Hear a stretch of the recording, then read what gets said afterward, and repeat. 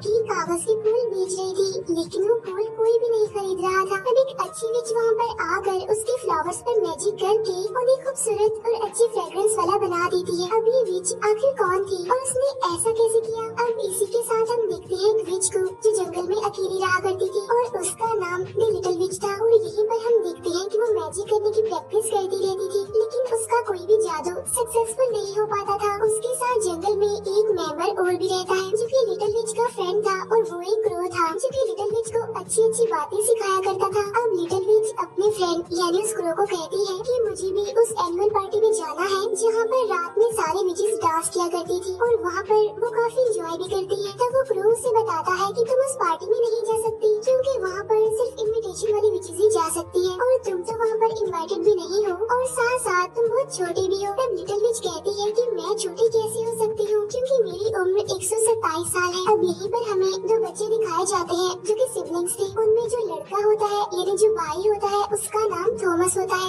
यहाँ पर थॉमस अपनी बहन से पूछता है क्या तुमने कभी कोई विच देखी है? और इन बच्चों को ये बात भी पता होती है कि साल में एक बार सारी विचेस डांस करने के लिए इकट्ठा होती है। रात के टाइम लिटिल विच अपने घर में चुपके चुपके से अपनी मैजिकल ब्रूम यानी जादुई झाड़ू उठाकर अपने घर से निकल जाती है। वो कोशिश करती है कि वो क्रो उसे ना देख पाए और वो उसी माउंटेन पर पहुंच जाती है जहाँ पर सारी बड़ी विचेस पार्टी कर रही थी। तब लिटिल विच सोचती है कि कोई भी उसे पहचान नहीं पाएगा और वो भी यहाँ सभी के बीच शामिल हो जाएगी। लेकिन तभी वहाँ पर एक पुरानी विच जिसका नाम रंपमपेल होता है वो लिटिल विच को पकड़ लेती है और वो सभी को बताती है कि देखो हमारे बीच एक विजिटर आई है, मीन्स बिन बुलाई मेहमान जो कि अभी छोटी है। जिस पर लिटिल विच कहती है कि मैं छोटी नहीं हूँ, मैं बड़ी हो गई। फिर लिटिल विच अपनी उम्र बताती है तो वो सभी कहती है कि तुम अभी बहुत छोटी हो, तुम में से तो अच्छी खुशबू आ रही है, साथ साथ तुम्हारे फेस पर कोई रिंकल्स भी नहीं है। क्या तुम नहीं जानती कि यहाँ पर आना सख्त मना है जब तक कि तुम्हें कोई इनविटेशन न मिले? तब लिटिल विच कहती है कि मैं भी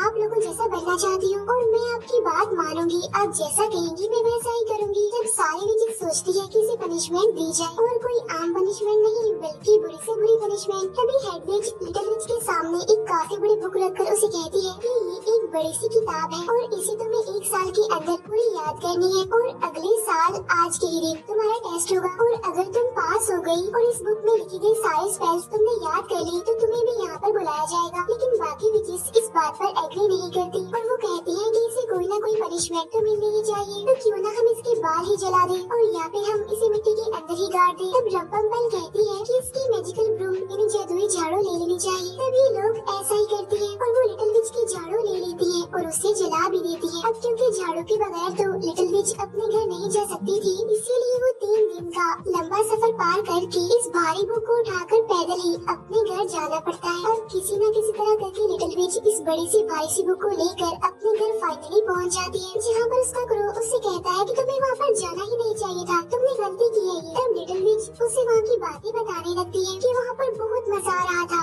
सारे लोग काफी एंजॉय कर रहे थे, डांस कर रहे थे और इसी के साथ मैं रंपमपेल पर भी काफी गुस्सा हूँ क्योंकि उसने मेरी जादुई झाड़ू ले ली और उसे जला दिया और मैं उससे बदला लेना चाहती हूँ। ये कहकर लिटिल विच वहाँ पर एक फेस ड्रॉ करती है जो कि काफी खौफनाक लग रहा था। फिर लिटिल विच कहती है कि एक दिन मैं रंपमपेल को ऐसा बना दूं और अब वो उस बुक को खोल लेती है, वो बड़ी सी बुक जहाँ से उसने सारे स्पेल्स याद करने थे, लेकिन वो स्पेल्स अभी तक उसे ठीक से बोलने भी नहीं आ रहे थे, इसीलिए वो कोई ना कोई गड़बड़ करती रहती थी।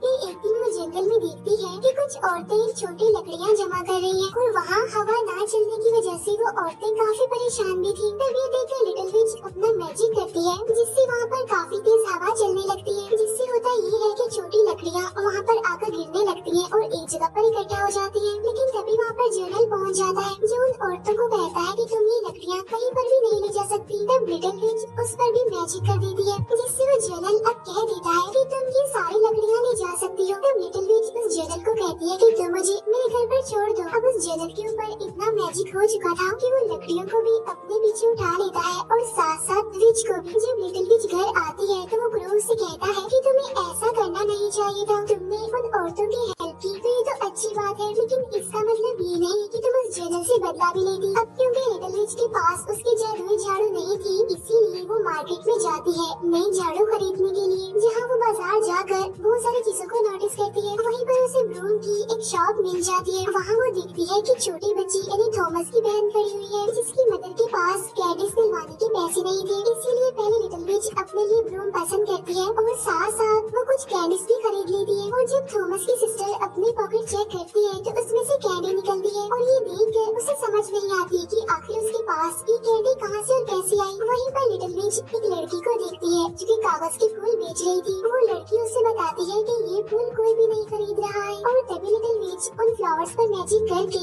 उन्हें खूबसूरत और अच्छी फ्रेग्रेंस वाला बना देती है, जिससे उस फ्लावर्स वाली लड़की के सारे फूल बिक जाते हैं। और ये देखकर लिटिल विच बहुत खुश होती है और अब यहाँ पर उसके पास अपनी झाड़ू भी आ चुकी थी, इसीलिए वो उस ब्रूम का यूज करके उड़ के अपने घर जाती है। उधर थॉमस और उसकी सिस्टर अपना रास्ता भूल गए थे जंगल में और इसीलिए वो लिटिल विच के घर भी पहुँच जाते हैं। तब वो दोनों बच्चे उसे पहचान कर कहते हैं कि ये तो मार्केट वाली लड़की है। तब लिटिल विच खाने के लिए उन्हें बहुत अच्छी अच्छी चीजें देती है और तब थॉमस की सिस्टर उससे यहाँ पर पूछ लेती है कि क्या तुम विच हो यानी क्या तुम चुड़ैल हो। तब थॉमस अपनी बहन को कहता है कि तुम्हें उससे ऐसी बात नहीं पूछनी चाहिए थी और तब लिटिल विच यहाँ पर उन्हें अपना मैजिक करके दिखाना शुरू कर देती है। तब वो बच्चे उसका मैजिक देखकर बहुत खुश हो जाते हैं और बाद में वो लिटिल विच से अलग अलग चीजें करने के लिए कहते हैं। तब लिटिल विच वो सारी चीजें उन बच्चों को करके दिखाती है और साथ साथ वो अपने घर की हर एक चीज से गाना बजाना भी शुरू कर देती है। और ठीक उसी टाइम उनके दरवाजे पर कोई आ जाता है और जब लिटिल विच बाहर आकर चेक करती है तो उसे वहाँ पर रंपम्पेल मिलती है। तो वो लिटिल विच को कहती है कि मैं यहाँ से गुजर रही थी तो मैंने सोचा कि क्यों ना मैं तुमसे मिलती चलूं और बताओ तुम्हारी पढ़ाई कैसी जा रही है, यानी उस बुक की पढ़ाई। तब लिटिल विच उससे कहती है कि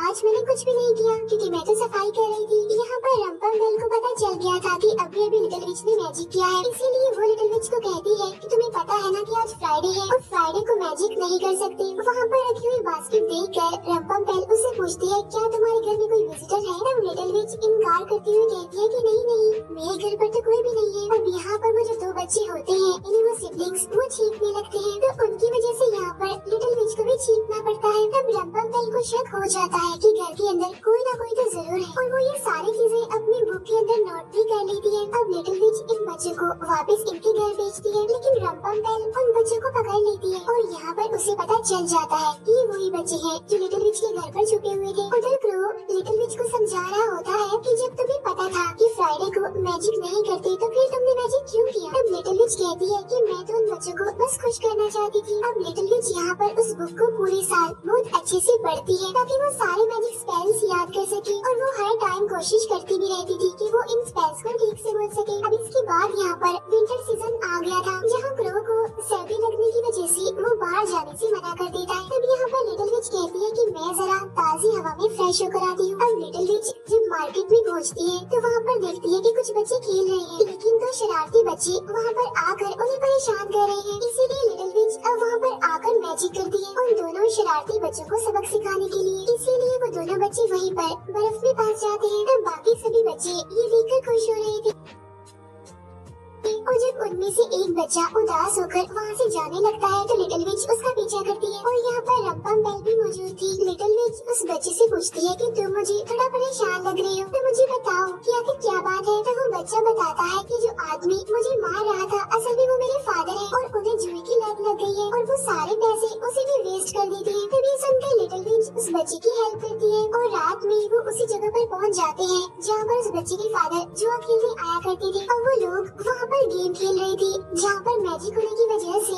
वो बॉल बार बार वुडन फ्लोर से टकरा रही थी, जिसकी वजह से वो पूरी जगह टूट जाती है और तब उन लोगों को धक्के देकर वहाँ से निकाल दिया जाता है जिनमें उस बच्चे के फादर भी शामिल थे। तब वो बच्चा अपने फादर की हेल्प करता है। तब यहाँ पर उसके फादर को भी रियलाइज हो चुका था कि उसने अपने बच्चे को गलत ही डांटा था। अब ये चीज रंपम्पेल भी नोटिस कर रही थी कि जो लिटिल विच है वो तो एक अच्छी विच है, सबके साथ अच्छा करती है, खुश करती है, सबको भलाई करती है सबके साथ। जब लिटिल विच अपने घर पहुँचती है तो उसे हर जगह पर कैंडल जलती हुई दिखाई देती है और इसी के साथ उसे वहाँ पर केक भी नजर आता है। अब ये सब कुछ उस क्रो ने किया था क्योंकि आज लिटिल विच का बर्थडे होता है और आज वो पूरे 128 सालों की हो गई थी। फिर एक दिन रंपम्पेल लिटिल विच के घर के बाहर आती है जहाँ पर वो लिटिल विच को इनविटेशन देती है एनुअल पार्टी में आने के लिए। साथ साथ वो उसे ये भी कहती है कि तुम्हें याद है ना कि तुम्हारा टेस्ट है। तब लिटिल विच उससे कहती है कि जाकर बता दीजिएगा, मैं बिल्कुल तैयार हूँ, पूरी तैयारी के साथ आऊंगी और मैं एक अच्छी विच बनकर दिखाऊंगी। और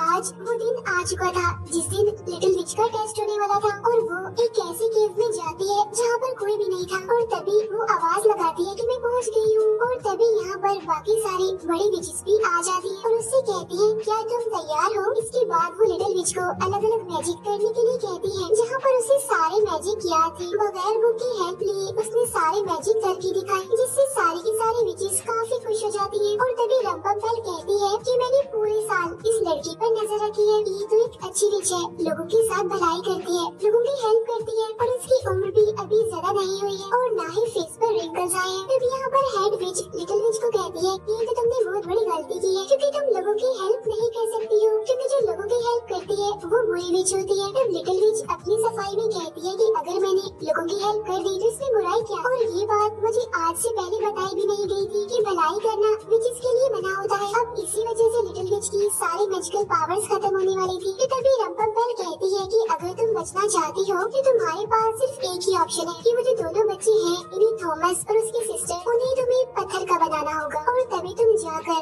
हम में से एक बन सकती हो। तब लिटिल विच ऐसा करने के लिए मना कर देती है और वो बड़े गुस्से में अपने घर आ जाती है जहाँ पर वो अपने फ्रेंड यानी क्रो को भी बुरा भला कह देती है और ये भी कह देती है कि अगर तुम यहाँ पर ना होती तो अच्छा होता क्योंकि तुमने ही मुझे अच्छा बनना सिखाया था। ये कहकर वो उस क्रो को अपने घर से बाहर निकाल देती है।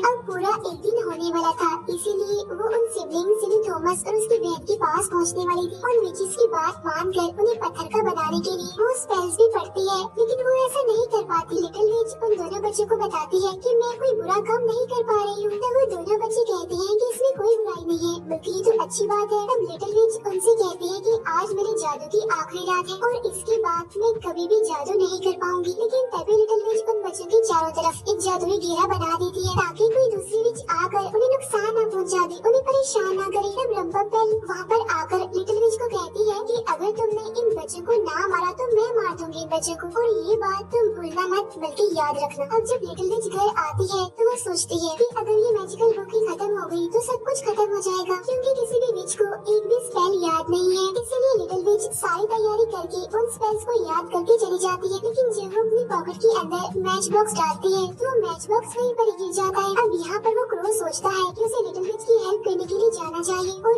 आज की रात वही रात थी जिस रात सभी विचेस मिलकर डांस करती थी। अब लिटिल विच वहाँ पर आकर जादू करने लगती है। वो सभी की ब्रूम एक साथ बोन फायर में डाल देती है और इसी के साथ वो सारी मैजिकल बुक्स को भी बुला लेती है और उन्हें भी वो बोन फायर में डाल देती है। लेकिन उसके पास मैच बॉक्स नहीं था और एक मिनट के लिए वो भी स्पेल्स बोलने लगती है और इसी वजह से सारी विचेस उस पर भारी पड़ने लगती है। लेकिन तभी यहाँ पर लिटिल विच हेड विच को एक फ्रॉक में बदल देती है। अब यहाँ पर वो सारी विचेस हंस तो रही थी लेकिन रंपम्पल वहाँ से गायब हो जाती है। अब यहाँ पर वो क्रो भी पहुँच चुका था लिटिल विच की हेल्प करने के लिए। वो मैच बॉक्स लेकर अब लिटिल विच अपना मैजिक करके वहाँ की सारी विचेस को फ्रॉक में बदल देती है। उसे अपनी गलती का एहसास होता है और वो अपने क्रो को गले से लगाती है और अब जैसे ही वो बड़े से बोन फायर को आग लगाने ही वाली थी कि तभी उसे रंपम्पल मिल जाती है जिसे लिटिल विच हमेशा से ही एक अलग जानवर बनाना चाहती थी। और फाइनली लिटिल विच उस पर अपना मैजिक करके उसे खौफनाक से जानवर में बदल देती है। इसके बाद लिटिल विच उस बोन फायर में आग लगा देती है जिससे सभी की मैजिकल ब्रूम्स और वो बुक्स भी जल जाती है और वो सारी विचेस जो कि फ्रॉग बन गई थी वहाँ से दूर भाग गई थी। अब लिटिल विच और उसका फ्रेंड क्रो वहाँ पर अकेले ही थी जो कि अकेले ही